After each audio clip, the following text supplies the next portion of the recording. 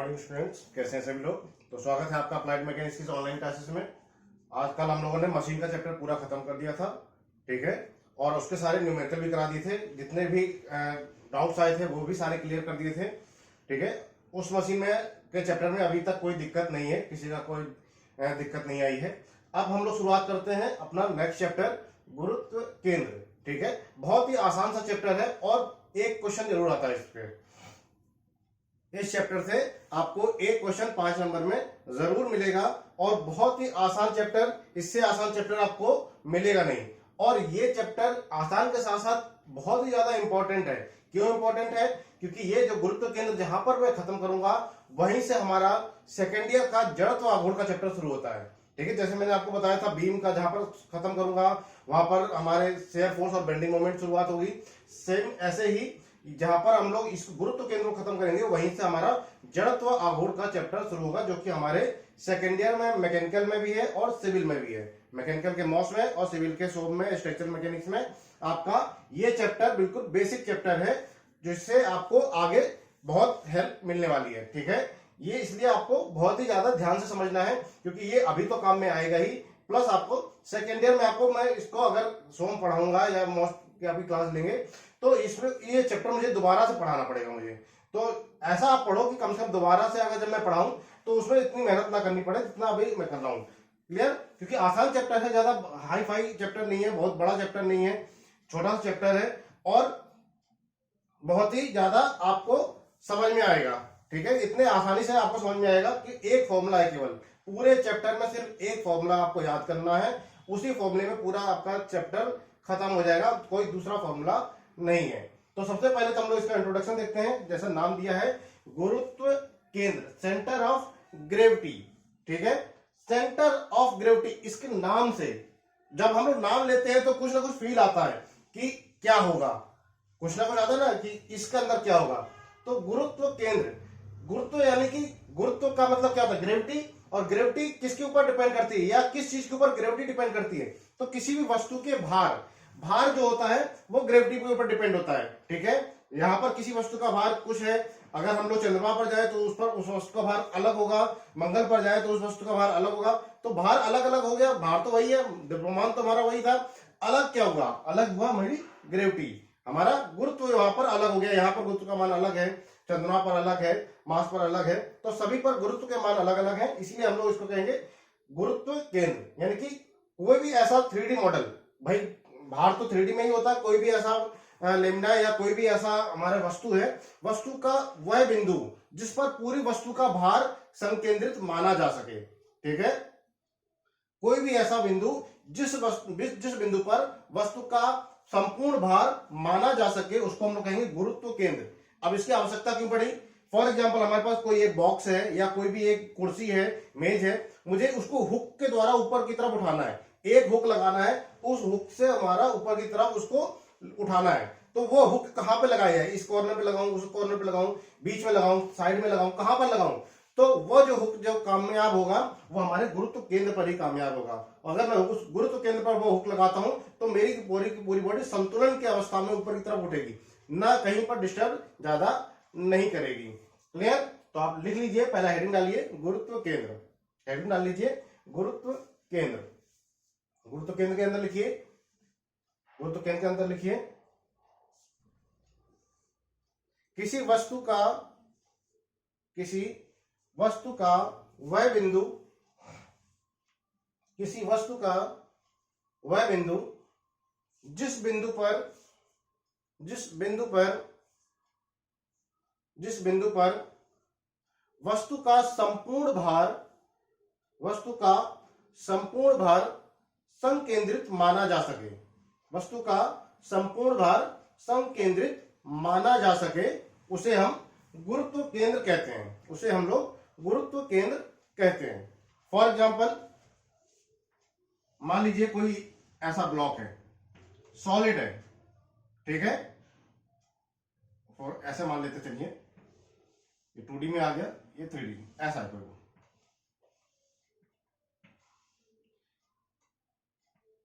ऐसा ब्लॉक, तो इसका कुछ ना कुछ तो केंद्र होगा। तो इसका कुछ एक जनरल से फॉर्मूले दिए गए हैं, ठीक है, उसके आधार पर हम लोग कोई भी अननोन बॉडी का, ये तो नोन बॉडी है, मान लीजिए ये ब्लॉक है, आयत से बना हुआ है, या ये ठोस वस्तु है, इसका तो बड़ा आसान होता है। लेकिन कुछ भी अगर अननोन बॉडी रख दिया जाए तो उसके लिए हम लोग एक फॉर्मूला होता है, उसको हम लोग देखेंगे। इसका हम लोग केंद्रक निकाल सकते हैं आराम से, गुरुत्व केंद्र निकाल सकते हैं, ठीक मिड में होगा। मिड में कैसे हो जाएगा, इसका हाफ कर लोगे, इसका हाफ कर लेंगे, इसका हाफ कर लेंगे, बीच में कोई ना कोई एक बिंदु आपको मिल जाएगा। ठीक है, ऐसे यहां कहीं हो जाएगा, जहां पर सारे बिंदु कट कर रहे हो आपको वहां पर उसका केंद्र, जो कि इसके बॉडी के अंदर होगा। ठीक है, लेकिन अगर मैं हॉलो बॉडी कर लूं, कोई भी जो है, लीजिए ऐसे कोई बॉडी कर लूं, ठीक है, तो इसका भी देखिए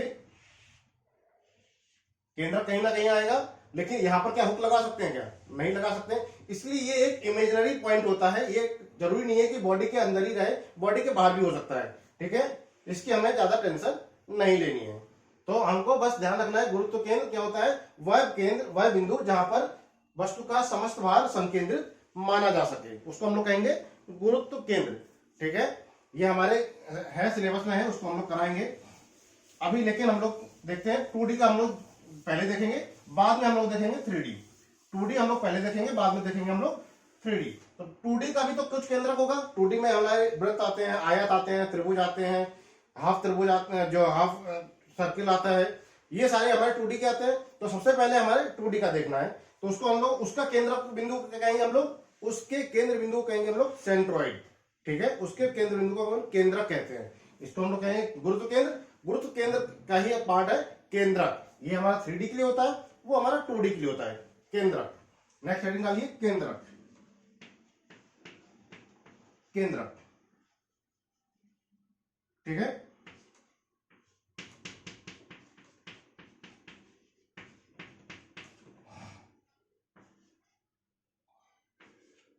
नेक्स्ट हेडिंग डालिए सेंट्रॉइड, केंद्रक। अब क्या होगा, ये 2D के लिए है। ठीक है, लिखिए किसी ज्यामितीय आकार का, किसी ज्यामितीय आकार का, किसी ज्यामितीय आकार का वह बिंदु, किसी ज्यामितीय आकार का वह बिंदु जिस बिंदु पर संपूर्ण ज्यामितीय आकृति का, जिस बिंदु पर संपूर्ण ज्यामितीय आकृति का केंद्र बिंदु माना जा सके, केंद्र बिंदु माना जा सके। ठीक है, या संपूर्ण ज्यामिति के केंद्र बिंदु को ही हम लोग कहते हैं केंद्रक। संपूर्ण ज्यामिति के केंद्र बिंदु को ही हम लोग कहेंगे केंद्रक। क्लियर। अब यहां पर केंद्रक जो होंगे वो हमारे आखिर किससे, क्षेत्रफल के आधार पर निकाले जाएंगे। तो 2D का क्या होता है, क्षेत्रफल। ठीक है, 2D का जो भी हम लोग निकालेंगे वो क्षेत्रफल के आधार पर निकाले जाएंगे, और 3D जो आएगा हमारा वो द्रव्यमान के आधार पर निकाले जाएंगे।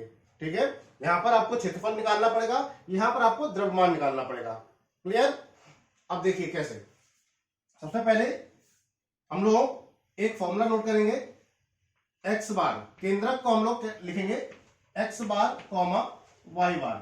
ये इसका शो करने का तरीका होगा, एक्स बार कॉमा वाई बार। जैसे फॉर एग्जाम्पल कोई भी एक आकृति है, ठीक है, इसका केंद्र बिंदु हमारा ये रहा केंद्र, इसको हम लोग स्मॉल जी से नोट करेंगे, केंद्रक को हम लोग करेंगे स्मॉल जी। इसका जो मात्रक ज्यामिति है ये एक्स बार कॉमा वाई बार, यानी कि यहां से 0,0 ये होता है निर्देशांक। निर्देशांक क्या होता है, यहां पर 0,0 सबसे कॉर्नरेस्ट पॉइंट को, सबसे कोने के बिंदु को हम लोग यहां पर 0,0 मेंशन करेंगे।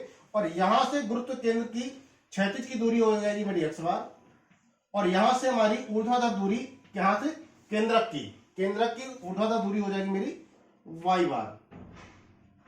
ठीक है, यहां से यहां तक की दूरी है मेरी एक्स बार, जो कि हमें निकालना होगा। यहां से यहां तक की दूरी है मेरी वाई बार। फॉर एग्जांपल ये हमारा जो दूरी है, मान लीजिए 10 मीटर और ये 5 मीटर का है। फॉर एग्जांपल ये 10 मीटर 5 मीटर का है, तो ये जी का मान क्या आ जाएगा, 10/2 यानी कि 5।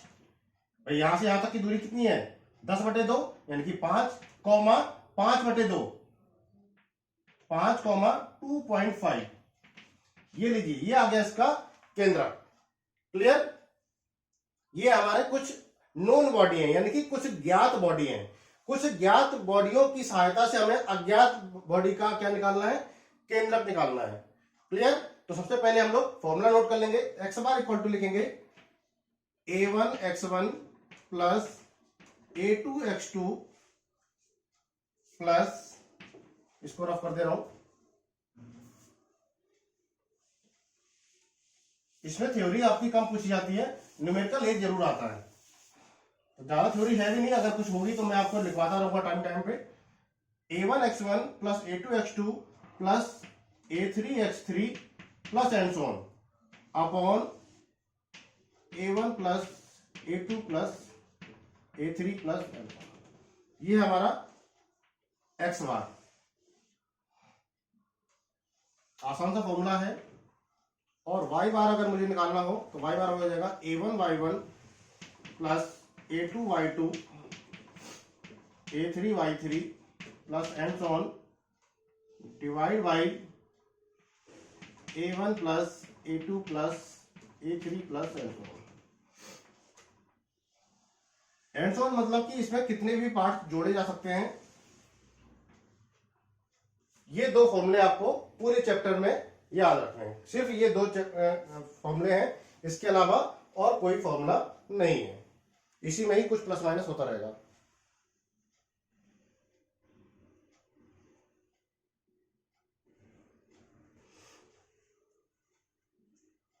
नोट कर लिए सभी ने?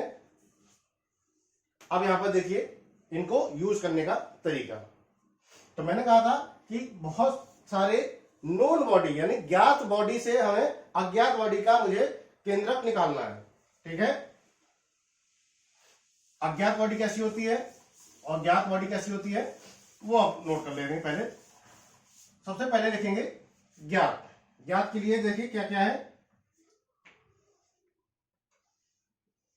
वर्ग, ये एक वर्ग है, ये a दूरी पर है, इसकी डिस्टेंस a है, इसकी भी डिस्टेंस a है। तो पहला आप डालेंगे वर्ग। ठीक है? स्क्वायर है ये हमारा। इसका केंद्र क्या होगा? अगर मैं बारू को एक्स बार कॉमा वाई बार, इसका क्या होगा? a/2 comma a/2। इसका केंद्र यहां पर कहीं होगा, यहां कहीं होगा। इसका मुझे पता है a/2 होगा कॉमा a/2 होगा। इसका अच्छा खासा प्रूविंग होता है, लेकिन प्रूविंग आपको अभी नहीं याद करना है, प्रूविंग आपको नहीं पूछी जाएगी। आपको केवल ये फॉर्मूला याद रखना है कि वर्ग है, वर्ग का केंद्र बिंदु कहां पर होगा? तो इसकी आधार का आधा और इसकी ऊंचाई का आधा। ठीक है? तो ये हो जाएगा a/2 कॉमा a/2। अगर मैं इसकी एरिया की बात करूं, क्षेत्रफल की बात करूं, तो क्या होता है? a इंटू ए यानी कि a स्क्वायर। कोई दिक्कत नहीं किसी को। इसका जो क्षेत्रफल होगा क्या होगा? a स्क्वायर, यही होगा। ये हो गया वर्ग। अगर मैं बात करूं आयत की, रेक्टेंगल की मैं बात करूं, आयत क्या होगा? कुछ ऐसा दिखेगा आपको, वर्टिकल में भी हो सकता है, हॉरिजॉन्टल में भी हो सकता है, कुछ ऐसा। माना कि ये बेस b और ये d है। फॉर एग्जांपल कुछ और भी नाम दे सकते हैं।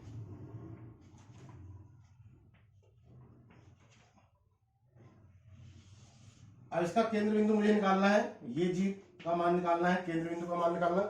तो क्या होगा ये? क्या मैं इसको b/2 लिख सकता हूं? यहां से लेके यहां तक b/2, और यहां से ऊपर तक क्या हो जाएगा? d/2 होगा, नहीं होगा?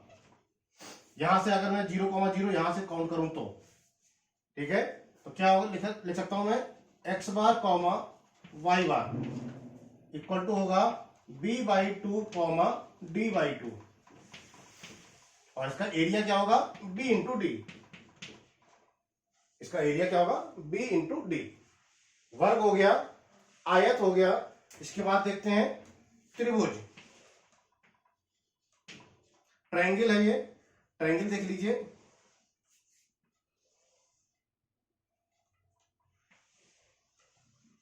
ये ट्रायंगल है, माना कि इसका बेस बी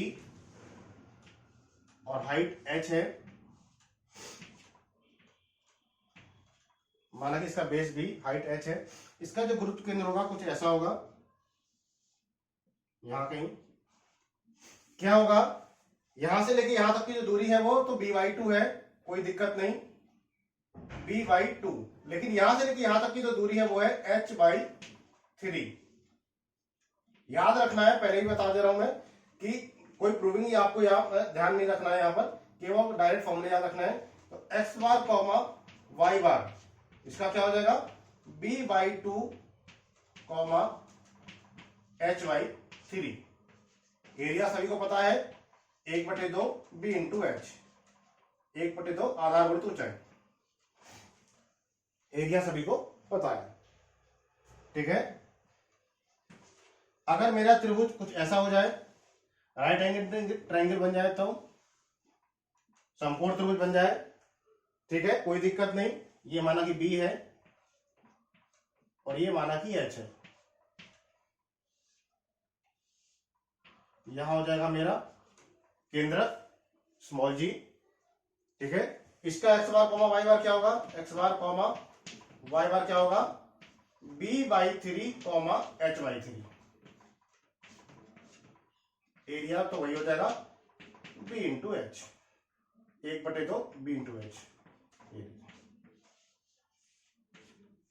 एरिया तो वही हो जाएगा 1/2 b इंटू एच। तो ये हमारे कुछ ज्ञात बॉडी है, ठीक है, ज्ञात ज्यामितीय आकृतियां हैं, ज्ञात हैं आकृतियां, इनके आधार पर ही हमें अज्ञात का मान निकालना है। पहले ये चारों नोट कर लीजिए, ये चारों नोट कर लीजिए।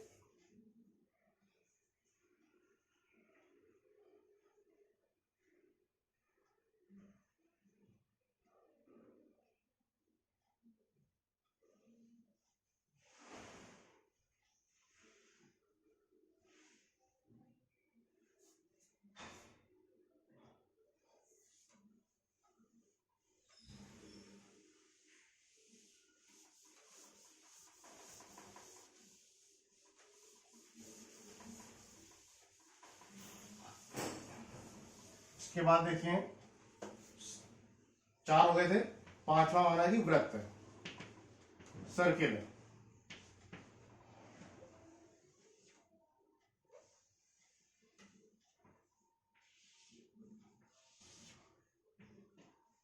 सर्किल है, इसका क्या हो जाएगा, x बार कॉमा y बार क्या हो जाएगा, या तो मैं ले सकता हूं d/2 कॉमा d/2, इसका जो व्यास होगा, व्यास का आधा, ये जो केंद्रक होगा ये व्यास का आधा, या मैं r कॉमा r भी ले सकता हूं, r कॉमा r।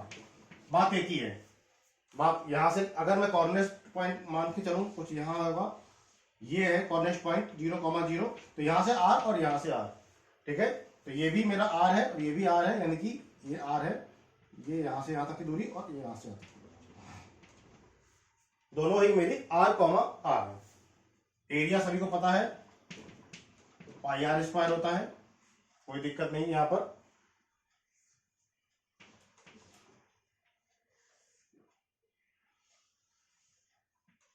कुछ ऐसा आ जाए, अर्धवृत्त, ये है हमारा अर्धवृत्त, ठीक है।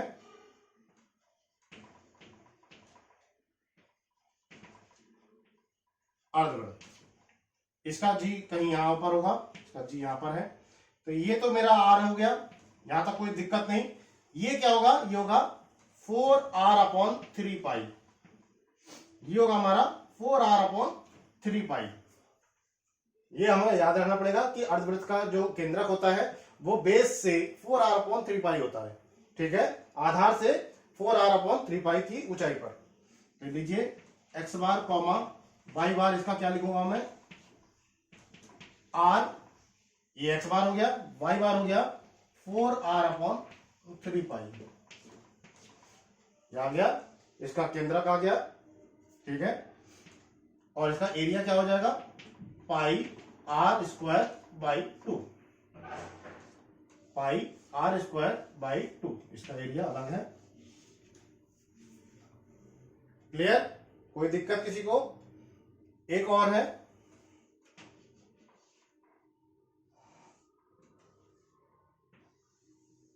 ये लीजिए, कुछ ऐसा आ गया तो यहां पर जी है।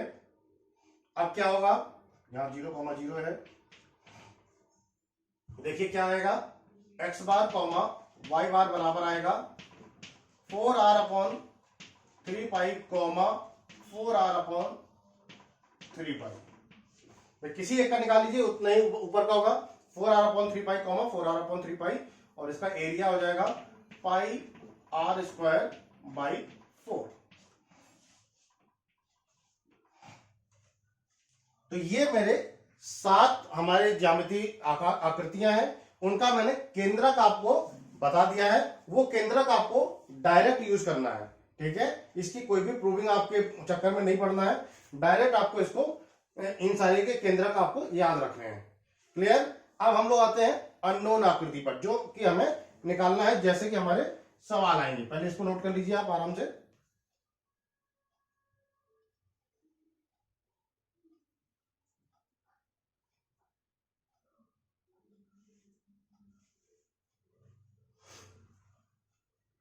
नोट कर लिया सभी ने, चलिए।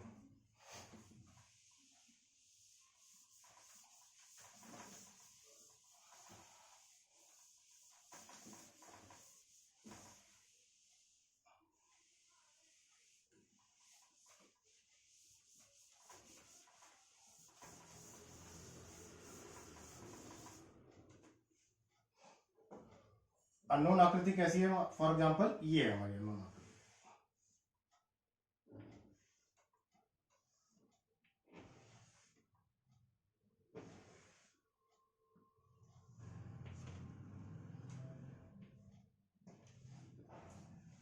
ऐसी कोई अननोन आकृति है,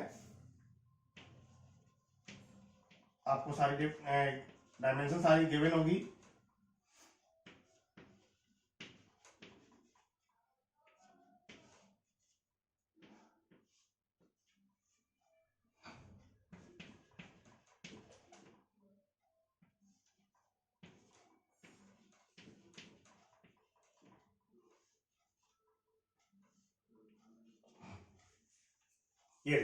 ये आपको सारी डायमेंशन आपको गिवन होगी। यहां पर आपको इसका केंद्रक ज्ञात करना है। इसका आपको क्या करना है, केंद्रक ज्ञात करना है। तो अभी तक मैंने आपको जितने भी ये 6-7 बॉडी बताई थी, उनमें से कोई ये मैच कर रही है क्या?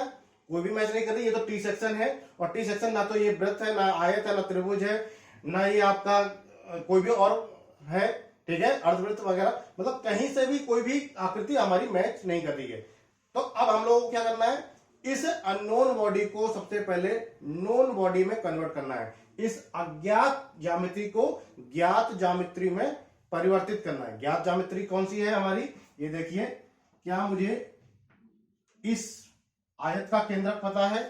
हाँ पता है, आयत का केंद्रक तो पता है। क्या मुझे ये एक और आयत बन रहा है? क्या ये पूरी ज्यामिति 2 आयत से मिलकर बन रही है? एक आयत मेरा ये रहा, दूसरा आयत मेरा ये रहा। कहीं कोई दिक्कत? भाई एक आयत मेरा ये रहा, दूसरा आयत मेरा ये रहा, 2 आयत से मिलकर बन रही है, और दोनों आयत का केंद्रक मुझे पता है।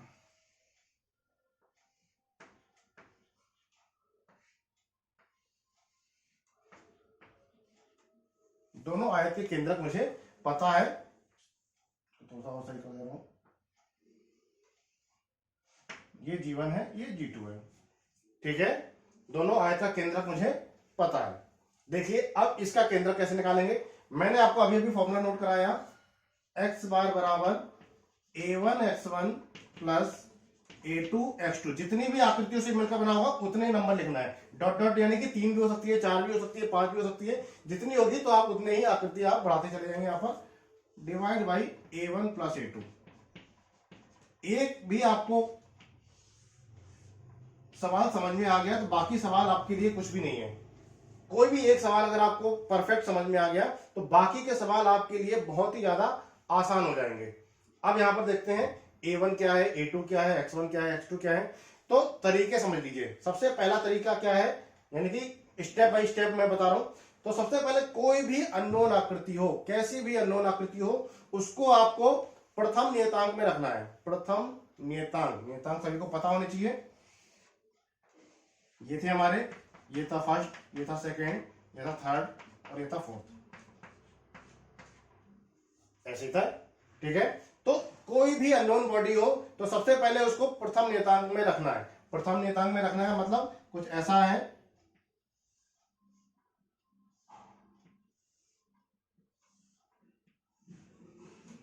ऐसे रखेंगे। अगर मैं इसको प्रथम नियतांक में रखूंगा तो कुछ ऐसा ही आएगा, यानी कि और फिर जो हमारा ये होगा कॉर्नेस्ट पॉइंट 0,0 यहां मानना है, 0,0 हमको यहां पर मानना है, यहीं पर होता ही है, मानना क्या है, ठीक है। तो किसी भी अननोन बॉडी को सबसे पहले प्रथम नियतांक में मानना है। अब बार बार तो आप डबल फिगर बनाओगे नहीं, तो क्या करोगे, यहीं पर एक लाइन ड्रॉ कर लेंगे वर्टिकल वाली, और यहीं पर एक हॉरिजॉन्टल वाली लाइन ड्रॉ कर लेंगे।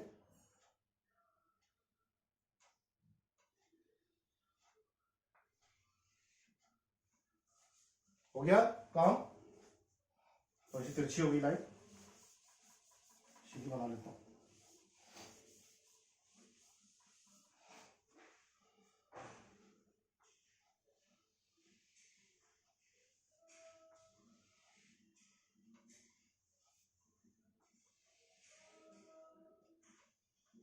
ठीक है, लगभग लगभग ठीक है, कोई दिक्कत नहीं। 0,0 आपको यहां मानना है, हमेशा हमेशा 0,0 आपको यहां पर मानना है। अब देखिए कैसे करना है। A1 मैंने इसको 1 माना, आप इसको भी 1 मान सकते हैं। A1 यानी कि एरिया 1, ये है हमारा क्षेत्रफल निकालना है, क्योंकि 2D होता है तो 2D का हम लोग क्या निकालते हैं, क्षेत्रफल। तो इसका क्षेत्रफल, इसका क्षेत्रफल केवल, इसका क्षेत्रफल कितना है, A1 100 गुणित 20 लिख सकता हूं मैं, कितना आएगा 1 2 3 mm², ये आ गया A1, ठीक है। इसके बाद आ रहा है X1 जरा ध्यान से देखना, X1 क्या है, 0 से लेके G1, 0 से लेके G1 के बीच की क्षैतिज दूरी X1 कहलाएगी, ठीक है। 0 से लेके G1 के बीच की क्षैतिज दूरी X1 कहलाएगी, ये है मेरी X1, क्षैतिज दूरी X1 कहलाएगी, ठीक है। और 0 से लेके G1 की ऊर्ध्वाधर दूरी मेरी कहलाएगी Y1, यहां से लेके यहां तक की जो दूरी है वो कहलाएगी मेरी Y1। G1 यहां पर था, तो 0 से लेके G1 की क्षैतिज दूरी X1 और 0 से लेके G1 की ऊर्ध्वाधर दूरी हमारी कहलाएगी Y1। समझ में आया।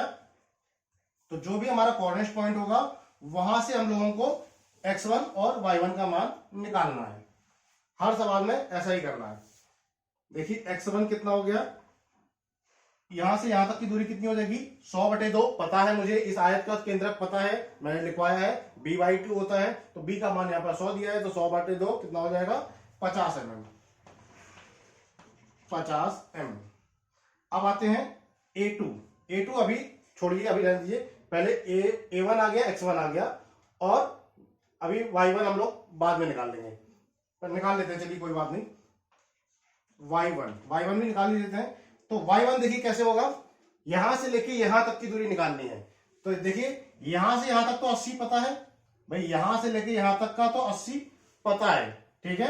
उसके बाद यहां से यहां तक की क्या होता है, dy2 अभी नोट कराई मैंने, यानी कि 20/2 कितना हो जाएगा 10, यानी कि 80 + 10, यहां ये हो जाएगा, यहां से लेके यहां तक की दूरी को टोटल हो गई 90। कैसे आई 90, 80 पूरा लिया प्लस 20/2 लिया, इक्वल टू हो गया 90 mm। ये आ गया मेरा Y1। सेम ऐसा ही मुझे A2 निकालना है। A2 एरिया 2, देखिए एरिया 2 क्या है मेरा, एरिया 2 मेरा ये वाला, ये है मेरा एरिया 2, ठीक है। एरिया 2 अलग बिल्कुल दिखना चाहिए आपको, ये है मेरा एरिया 2। एरिया 2 का क्या है, क्षेत्रफल क्या होगा, 80 × 10, कितना आ जाएगा 800 mm²। X2 x2 क्या होगा, अभी अभी मैंने आपको बताया कि 0 से लेके G2 के बीच की क्षैतिज दूरी कहलाएगी मेरी x2। ये है मेरी x2। 0 से लेके G2 तक की क्षैतिज दूरी कहलाएगी मेरी x2। और y2 क्या कहलाएगी, यहां से लेके यहां तक की, ये मान लीजिए, तो y2 मेरी कहलाएगी ये वाली दूरी। 0 से लेके G2 तक की ऊर्ध्वाधर दूरी कहलाएगी मेरी y2। ठीक है, ये 80 mm है, इसको चलिए बना रहने दीजिए। तो x2 का मान कितना आएगा, यहां से लेके यहां तक की दूरी तो हम लोगों ने निकाल रखा है। देखिए G1 और G2 एक ही रेखा में स्थित है, तो ये भी मेरा इतना ही आएगा 50 mm। ये भी कितना आएगा मेरा 50 mm। और y2 देखिए कितना आएगा, ये अलग आयत है तो उस आयत का आधा कितना हो जाएगा, 80/2। 80/2 यानी कि 40 mm। 80/2 यानी कि आ गया 40 mm। ये देखिए A1 आ गया, X1 आ गया, Y1 आ गया, A2 आ गया, X2 आ गया, Y2 आ गया। X बार का मान ये रहा। X बार बराबर निकालते हैं पहले। X बार बराबर हमें फॉर्मूला है A1X1 plus A2X2 divide by A1 plus A2। A1 का मान है 2000 इंटू X1 का मान है 50 प्लस A2 का मान है 800 इंटू X2 का मान है 50 अपॉन में आ रहा है A1 प्लस A2 यानी कि 2000 प्लस 800। 2000 प्लस 800। यहां पर देखिए जरा, अगर मैं 50 को कॉमन ले लूं, 50 को अगर मैं कॉमन ले लूं तो क्या आएगा, यहां पर 2000 प्लस 800 आएगा क्या, और डिवाइड बाई नीचे भी आ रहा है 2000 प्लस 800। क्या ये मैं कैंसिल कर सकता हूं, 50 mm। ये लीजिए x बार बराबर आ गया 50 mm। यानी कि इसका जो केंद्रक आएगा, केंद्रक जो आएगा, इसको मैं कैपिटल G अगर मैं मान लूं, क्योंकि ये स्मॉल g है, दोनों है, कैपिटल G अगर मैं मान के चलूं तो इस लाइन पर आएगा कहीं ना कहीं। ये जो G1 और G2 है इनके बीच में कहीं आएगा। कितने बीच में आएगा, ये देखिए x बार का मान आएगा 50, तो यहां से लेके यहां तक की दूरी है 50 mm, तो यहां इसी लाइन पर ही कहीं ना कहीं आएगा। अब आते हैं y2 पर। ठीक है, इसको नोट कर लीजिए, पहले इसको नोट कर लीजिए।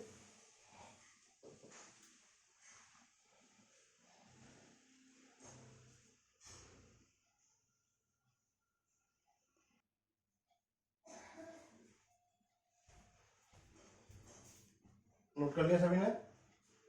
इसके बाद हम लोग देखते हैं y बार।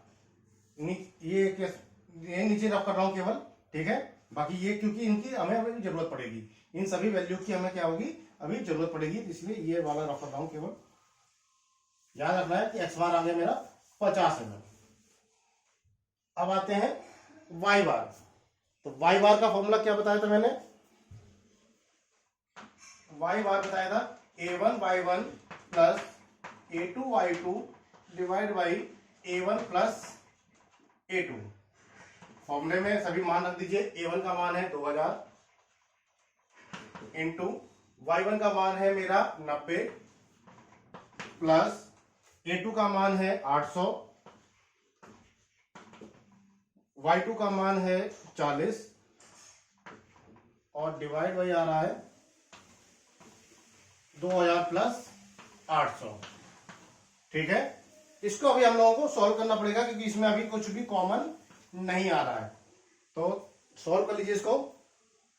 9 दूनी 18, 3 4 1 2 3 4 प्लस 8 चौको 32, 1 2 3 और ये आ रहा है डिवाइड बाई 2800 यानी कि 2800। ठीक है, तो ये आ गया, कैलकुलेटर से नोट कर लेंगे। 18 1 2 3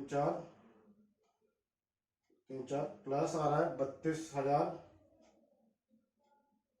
इक्वल टू आ रहा है 212,000 इसको आ रहा है 212,000 और डिवाइड बाई आ रहा है 2800। तो ये आ गया 2120 डिवाइड बाई 28, ये आ गया आपका 75.71, 75.71 वाई बार आ गया 75.71, 75.71 mm, 75.71 mm। तो अब यहां पर अगर मैं इस केंद्रक को मेंशन करना चाहूं एक्स बार कोमा वाई बार, तो क्या आएगा, एक्स बार तो मेरा 50 आया था, यहां पर आएगा वाई बार आया मेरा 75, यानी कि यहां से यहां तक आएगा 40, 75 यहां कहीं होगा, 80 से थोड़ा सा नीचे, यानी कि कुछ ऐसा। ये लीजिए, ये आया इसका गुरुत्व केंद्र, कैपिटल जी। गुरुत्व केंद्र को अगर मैं कैपिटल जी मान लूं तो ये आ गया इसका गुरुत्व केंद्र, या केंद्रक भी कह सकते हैं, क्योंकि ये 2D है तो इसको केंद्रक और गुरुत्व केंद्र किसी कोई दिक्कत नहीं है। जब 3D आएगा तब उसको केंद्रक लगा के उसको हम कहेंगे गुरुत्व केंद्र। अभी ये हमारा केंद्रक आ गया, ठीक है, ये आ गया कैपिटल जी का मान। और यहां आएगा हमारा एक्स बार कोमा वाई बार कितना है, 50,75। इसका जो आंसर आएगा आप लिखेंगे, इसका आंसर आपको जो लिखना है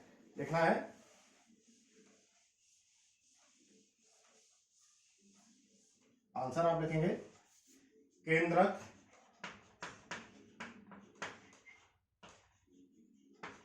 एक्स बार कॉमा वाई बार बराबर 50,75.7।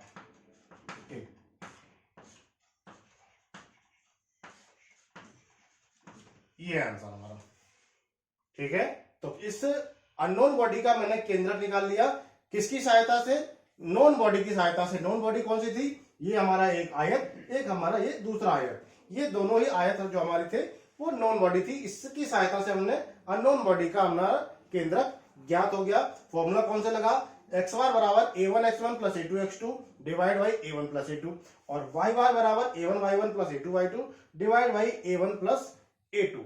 ये एक फॉर्मूला लगा और मेरा का पूरा सवाल सॉल्व हो गया। ऐसे ही सवाल आपको एग्जाम में देखने को मिलेंगे, बिल्कुल ऐसे ही। टी सेक्शन ही आ चुका है कई बार, टी सेक्शन जो मैं अभी आपको कराया है, केवल और केवल आपकी डायमेंशन चेंज हो जाएगी, सेम सवाल आपका एग्जाम में आ चुका है इस टाइप का, ठीक है।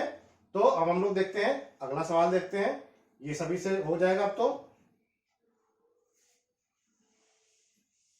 देखते हैं, और हर एक सवाल का कॉमन सा आपका ये है स्टेप्स है, कॉमन से स्टेप है, किसी में भी स्टेप आपको चेंज नहीं करने हैं। कॉमन से स्टेप्स है तो किसी में भी आपको कोई भी स्टेप चेंज नहीं करना है। देखिए फॉर एग्जांपल,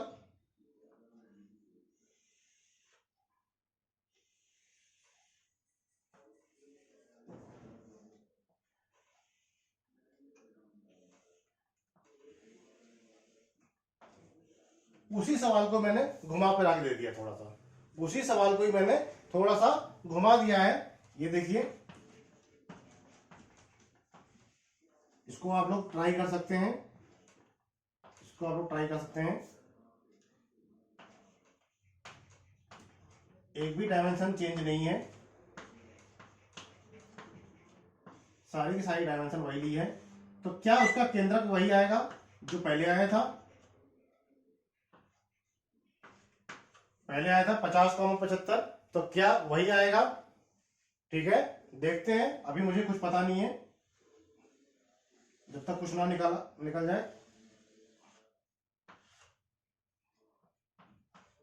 तो पहला स्टेप क्या था कि इसको अननोन बॉडी को पहले नॉन बॉडी में कन्वर्ट करना है। मैंने इसको दो पार्ट में डिवाइड कर लिया, पार्ट 1 ये मैंने माना, पार्ट 2 मैंने ये वाला माना, किसी कोई दिक्कत नहीं।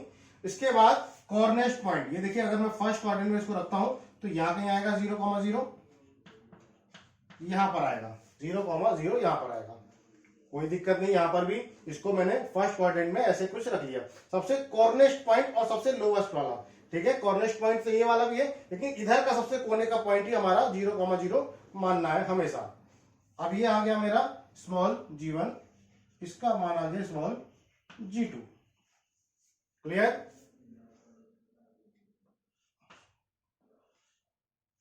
अब हम लोग निकाल लेते हैं, क्या क्या निकालना है। a1 x1 y1 a2 x2 y2, ये 6 चीजें निकालनी है मुझे। ठीक है, a1 x1 y1 a2 x2 y2, ये 6 चीजें निकालनी है। फिर हम लोग फॉर्मूले में रखेंगे x बार बराबर a1 x1 plus a2 x2 और divide by a1 plus a2, और y बार बराबर लिखेंगे हम लोग a1 y1 plus a2 y2 और divide by a1 plus a2। ये लीजिए, ये हमें मान निकालना है, इस फॉर्मूले में रखना है और हमारा x बार y बार का मान निकल आएगा। देखते हैं क्या क्या करना है। सबसे पहले देखते हैं a1, मैंने 1 इसको माना है, 1 मैंने माना है ऊपर वाले को, इसको माना 1, ये है मेरा 1। तो इसका a1 क्या है मेरा, एरिया 1 80 गुणित 10। अब यहां पर आ गया a1 80 गुणित 10 यानी कि 800 mm²। x1 मैंने आपको क्या बताया था, 0 से लेके g1, 0 से लेके g1 की क्षैतिज दूरी x1, ये यहां से लेके यहां तक की दूरी हो गई x1, और यहां से लेके नीचे तक की जो दूरी होगी y1 ऐसी होगी, y1 कुछ ये होगी। ठीक है, g1 और 0 के बीच की ऊर्ध्वाधर दूरी हमारी y1 कहलाएगी, 0 और g1 की क्षैतिज दूरी हमारी x1 कहलाएगी। x1 का मान कितना आ जाएगा, ये देखिए यहां से आपको पता चलेगा कि ये दूरी और ये दूरी समान है, यानी कि ये हो जाएगी मेरी 50। x1 बराबर हो गया 50 mm। y1 बराबर देखिए कैसे, ये तो हो गया मेरा यहां से लेके यहां तक कितना है मेरा 40। देखिए इसको थोड़ा सा ऊपर ले लेता हूं, 80 mm। देखिए यहां से लेके यहां तक तो मेरी पता है 40 mm, कहां से आया 80/2 से, ये टोटल 80 था, तो 80 का आधा कितना होगा 40, तो 40 और प्लस 20 ये ऐड कर देंगे। 40 यहां से लेके यहां तक है और 20 पूरा ऐड करना है, क्योंकि ये अलग हमारा फिगर है। अभी केवल 1 की बात हो रही है, तो 1 में मेरा केवल यहां से यहां तक ही आएगा, जितना मैंने हैशिंग किया है केवल उतना ही आएगा 1 में। तो क्या आएगा 40 प्लस 20 कितना हो गया 60 mm। क्लियर, यहां से यहां तक 40 और प्लस 20 60 mm। A2 की मैं बात करूं तो A2 आएगा 100 गुणित 20 2000 mm²। x2 कितना आएगा 0 से लेके g2, ये है मेरा यहां से लेके यहां तक x2, और x2 ये है मेरा सेकेंड पोर्शन।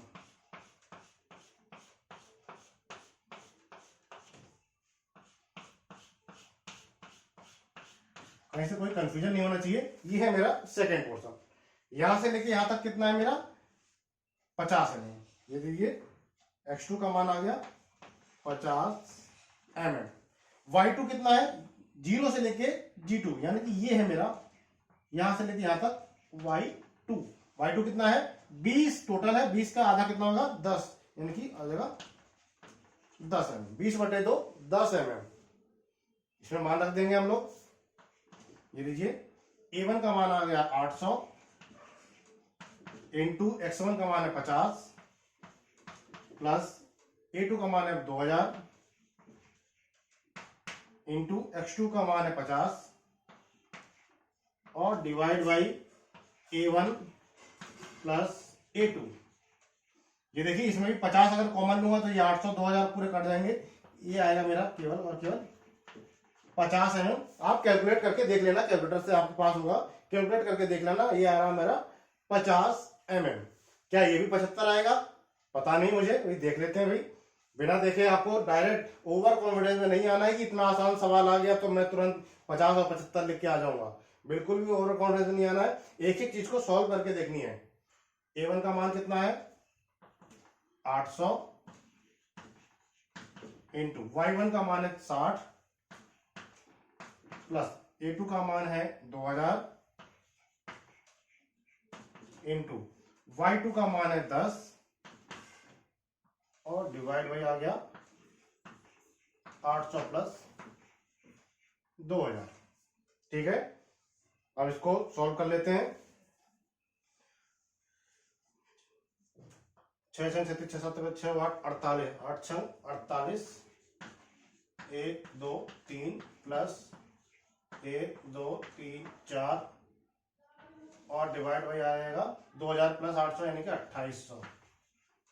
2000 प्लस 800 यानी कि हो जाएगा 2800। इसको सॉल्व कर लेते हैं। 48,000 प्लस 1 2 3 4 3 4 3 1 2 3 इक्वल टू आ गया 5000 डिवाइड बाई 28 1 2 इक्वल टू आ गया 178 पॉइंट, कुछ गड़बड़ आ रहा है। 178 कैसे आ गया भाई, कुछ गड़बड़ है क्या? 4 8 8 छंग 48 1 2 3 4 8 1 2 3 plus 2 1 2 3 4 equal to divide by 2800 24.24 आ रहा है। 24.28 24.28।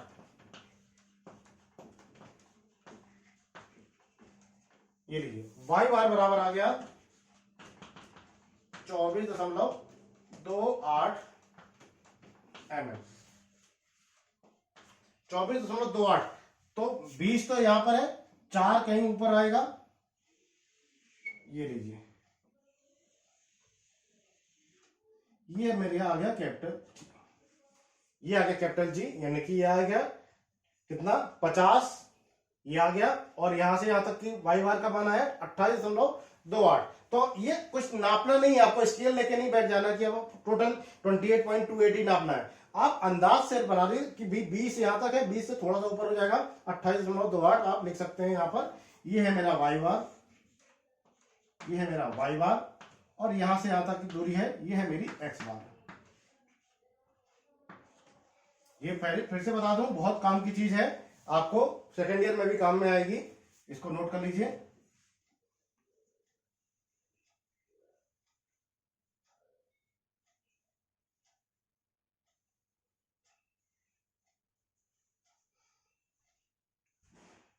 नोट कर लिया सभी ने?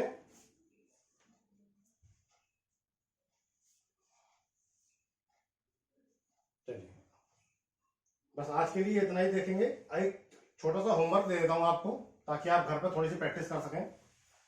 आपको कुछ होमवर्क दे देता हूं ताकि आप घर पर थोड़ी सी प्रैक्टिस कर सकें इन सवालों की।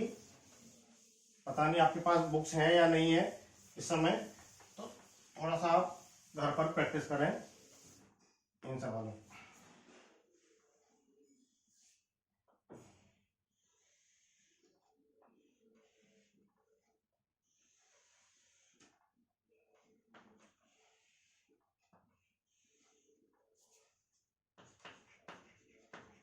टेन mm है, ये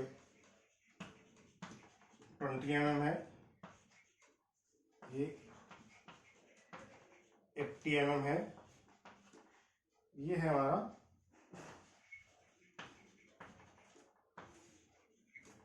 80 mm है, ये।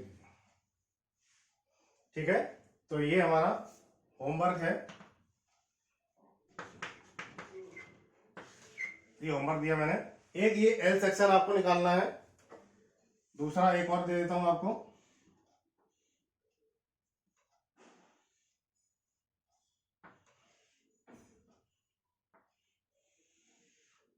कल दोनों मैं सॉल्व कराऊंगा आपको, लेकिन आप लोग भी प्रैक्टिस करें थोड़ा सा।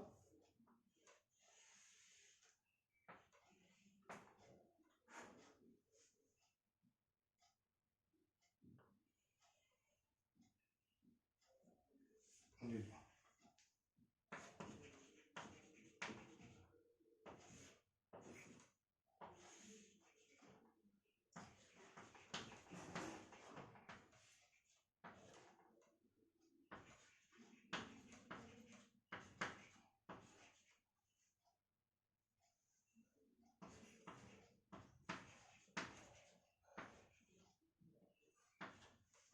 ये लीजिए सवाल नंबर 1, सवाल नंबर